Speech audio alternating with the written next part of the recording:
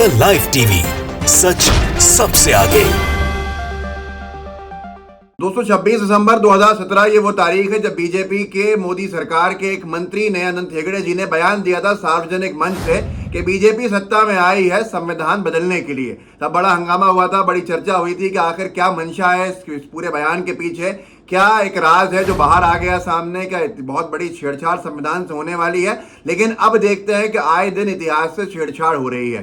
NCERT जो बच्चों के पढ़ने का सिलेबस बनाता है उससे छेड़छाड़ हो रही है। आए दिन कुछ ना कुछ हटाया जा रहा है और इस बार एक बार फिर से एक चैप्टर को हटा दिया गया है। मैं आपको दिखा देता हूं, बता देता हूं। हिंदुस्तान ने इसको लिखा है कि एनसीईआरटी ने 10वीं किताब में किए और बदलाव, लोकतंत्र और राजनीतिक दलों से जुड़े चैप्टर हटाए। आखिर लोकतंत्र के पीछे क्यों पड़े हुए हैं, ये समझ से बाहर है। इससे पहले भी किसी एक क्लास के जो सिलेबस है उसमें से लोकतंत्र को हटाया था। लोकतंत्र यानी डेमोक्रेसी, जो बीजेपी बार बार आरोप लगता है कि लोकतंत्र के लिए खतरा बन गया है, लोकतांत्रिक मूल्यों का सम्मान नहीं करते हैं। और लोकतंत्र वो है जिससे हम और आप चैन की सांस किसी भी देश में ले सकते हैं और हमारे देश का लोकतंत्र दुनिया में सबसे मजबूत है। 10वीं के बच्चे जो लोकतंत्र को लेकर पढ़ते थे, एनसीईआरटी ने लोकतंत्र के उस पूरे के पूरे चैप्टर को हटा दिया है। सीधे तौर के ऊपर हिंदुस्तान ने लिखा है कि national council of education research and training यानी एनसीईआरटी जो सीबीएसई के लिए किताबें बनाती है, उसने कक्षा 10वीं की किताबों से कई चैप्टर हटा दिए हैं। ये चैप्टर्स लोकतंत्र, पॉलिटिकल पार्टी से जुड़े हुए थे। कक्षा 10वीं के सोशल साइंस की डेमोक्रेटिक पॉलिटिक्स बुक 2 के से चैप्टरों को हटाया गया है। अब ये भी कहा जा रहा है कि साहब ये चैप्टर जो हटाए हैं, कोविड काल में बच्चों को जो भारी पड़ने लगा सिलेबस उसको हल्का करने के लिए हटाए गए। लोग सवाल कर रहे हैं कि अब कोविड काल का जो पूरा भारीपन था वो अब दूर हो चुका है और सारे के सारे जो बच्चे हैं सामान्य के तरीके से स्कूल जाने लगे हैं, पढ़ाई सामान्य हो गई है, दुनिया जो है नॉर्मल की तरफ आ चुकी है और ऐसा लगता है जैसे आज कोई कोरोना काल था ही नहीं। तो अब वापस जोड़ने का काम क्यों नहीं किया जा रहा है? किसी भी जो नेचुरल डिजास्टर है, जो नेचुरल कलामिटी है, मतलब जो आपदा है, उसकी आड़ तक लेके अगर अपने राजनीतिक हितों को साधा जाने लगा जाएगा तो फिर आप सोच सकते हैं किया जाएगा तो क्या हाल बनेगा। इससे पहले भी हुआ था कि मुगल, कांग्रेस और जनसंघ से जुड़े अध्याय हटाए गए थे। जी न्यूज़ ने तब लिखा था, अभी पिछले महीने की बात है, कि एनसीईआरटी ने 10वीं, 11वीं और 12वीं के सिलेबस से हटाए कई चैप्टर। मुगल, कांग्रेस और जनसंघ से जुड़े अध्याय भी हटाए गए। कांग्रेस क्यों पढ़ाना नहीं चाहती है बीजेपी की सरकार, ये समझ से बाहर है। जिस पॉलिटिकल पार्टी का, जिस ग्रुप का एक बड़ा योगदान रहा है जंग आज़ादी में, भारत को आज़ाद कराने में, स्वतंत्र संग्राम के अंदर, वो लोग हटा रहे हैं जिनका कोई योगदान नहीं है। उन लोगों का काम जिनका योगदान पूरे स्वतंत्रता आंदोलन के अंदर रहा हो, जिसके नेता, कांग्रेस के नेता सालों साल जेल में रहे हों, अब उनके अगर चैप्टर्स हटाए जाते हैं तो बड़ा विषय है। यहाँ तक कि the cold war era, Zee Business ने लिखा कि एनसीईआरटी पुस्तकों से हटाए गए मुगल साम्राज्य, द कोल्ड वॉर एरा समेत कई चैप्टर्स सीबीएसई और यूपी सहित कई स्टेट बोर्ड में लागू होगा। ये बीजेपी शासित राज्य जो हैं, इनकी भी शायद मजबूरी बन गई है कि वही चीज़ करना जो ऊपर केंद्र में बैठे लोग कर रहे हैं। यहाँ तक कि जनसत्ता ने लिखा है गुजरात दंगे, आरएसएस, मुगल, एनसीईआरटी ने जिन चैप्टर को हटाया, केरल के स्कूलों में उन्हें पढ़ाने की तैयारी है। यूपी ने कहा कि हम भी नहीं पढ़ाएंगे, जो योगी सरकार जहाँ पर है। केरल ने आगे बढ़ के ये कह दिया कि हम ये सारे चैप्टर्स अपने सिलेबस के अंदर पढ़ाएंगे। तो ये बड़ा विषय बन जाता है कि आखिर कहाँ हम जा रहे हैं, किस स्थिति में जा रहे हैं। बीजेपी को करारा जवाब जो केरला के बोर्ड ने दिया है वो एक बड़ा विषय है जो शायद नज़ीर बन के आगे बहुत सारी चीज़ों के अंदर इस्तेमाल किया जाएगा चर्चा के। एबीपी न्यूज़ ने तो यहाँ तक ये जानकारी भी दी थी जो चौंका देने वाली थी कि देश के पहले शिक्षा मंत्री मौलाना आज़ाद साहब थे। मौलाना अबुल कलाम आज़ाद जंग आज़ादी के एक बड़े योद्धा रहे हैं, एक बड़ा फिगर रहे हैं। स्वतंत्र संग्राम में उनका बड़ा नाम रहा है। एक लंबे वक्त वो जेल में रहे हैं।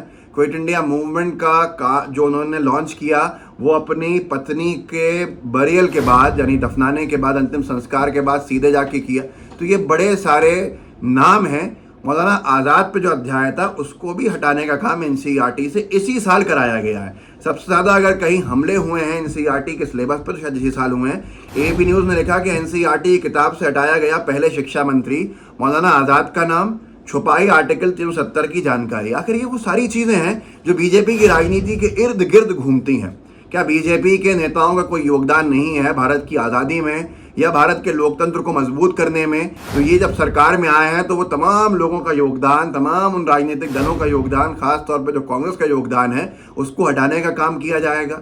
ये बड़ा विषय बनता है जिसके बाद शायद कोई जवाब इनके पास नहीं है। और सबसे बड़ा विषय है कि लोकतंत्र पे जो अध्याय हैं, जो लोकतंत्र पे चैप्टर्स हैं, उनको क्यों हटाया गया है, ये समझ से बाहर है। लोकतंत्र मजबूत करना चाहते हैं या लोकतंत्र कमजोर करना चाहते हैं, इसके ऊपर जवाब गोदी मीडिया को कम से कम मांगना चाहिए। मानते हैं कुछ आप बंधे हुए हैं, सीमाएं हैं आपकी, सरकार सवाल नहीं कर सकता है, सरकार की तरफ से जवाब देना आपका काम है, लेकिन कम से कम लोकतंत्र के चौथे स्तंभ जो तथाकथित तौर पर अपने आप को कह रहा है वो तो पूछ लीजिए। और जो मेन स्ट्रीम मीडिया है उसको जवाब दिया नहीं जाता है। जो सवाल पूछती रहे, अगर ज़्यादा सवाल पूछती है तो उसको जेल में डाल दिया जाता है। ये बड़ा आज विषय बन के खड़ा हो गया।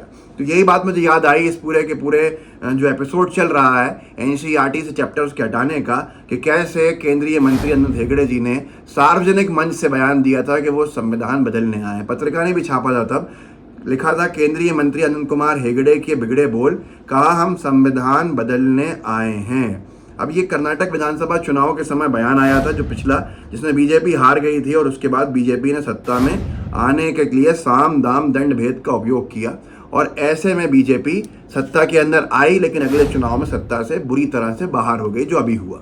अब वही सारी चीज़ें दोबारा आ रही हैं। बीजेपी को आज भी समझ में शायद नहीं आया है कि उसको ये सारे ध्रुवीकरण के मुद्दे, ये राजनीतिक जो विद्वेष है इसके मुद्दे, ये भारी पड़ रहे हैं। लेकिन लोकतंत्र को पढ़ाए ना जाने का क्या सवाल उठता है और इसका क्या औचित्य है, ये जनता ज़रूर पूछेगी चुनाव में। अभी कम से कम मीडिया के जो साथी हैं वही इस पर सवाल पूछ लें कि आखिर लोकतंत्र से जुड़े जो चैप्टर्स हैं उनसे क्या परहेज है, उनसे क्या परेशानी है। पहले शिक्षा मंत्री मदन आज़ाद के ऊपर जो चैप्टर था उसको हटाने का कृत्य किया गया कि शिक्षा मंत्री जिसने शिक्षा का जाल बिछाया हो, इतिहास का पहला शिक्षा मंत्री, भारत का सबसे बड़े स्वतंत्रता संग्राम सेनानियों में से एक, ऐसे व्यक्ति के ऊपर जो लिखा गया चैप्टर था उसी को हटा दिया गया। हम शायद पहले होंगे देश के महादेशों के विदेश में, पूरे अंतर्राष्ट्रीय स्तर में, जो अपने शिक्षा मंत्री पर लिखे गए चैप्टर को ही हटाने का काम कर रहे हैं। अगर वो हमारी पॉलिटिकल पार्टी से नहीं है, ये सोच बीजेपी की है। ये सारी चीज़ें आपके सामने हैं, लेकिन लोकतंत्र हर जगह से क्यों हटाया जा रहा है, ये चिंता का विषय है और इसके ऊपर सही में सवाल पूछना चाहिए। जो इस वीडियो को आगे बढ़ाइएगा, लोगों को जागरूक कर सकते हैं, कीजिए। लोगों से पूछिए कि क्या वो इससे सहमत हैं कि लोकतंत्र से जुड़े चैप्टर्स को एनसीईआरटी की किताबों से हटाने का जो काम किया जा रहा है वो सही है या गलत है। ये आप लोगों तक पहुंचा सकते हैं ताकि लोगों के मन में सवाल आएगा और वो सवाल आगे बहुत गंभीर रूप से इस सरकार के सामने जब जाएगा तो इनके जवाब सुन के जनता खुद तय करेगी कि उसे किसको वोट देना चाहिए और किसको नहीं देना चाहिए। व्हाट्सएप ग्रुप्स होंगे, उनमें शेयर कीजिएगा। लाइव टीवी को सब्सक्राइब कीजिए, बेल आइकन दबाइए। जय हिंद, जय भारत। द लाइव टीवी, सच सबसे आगे।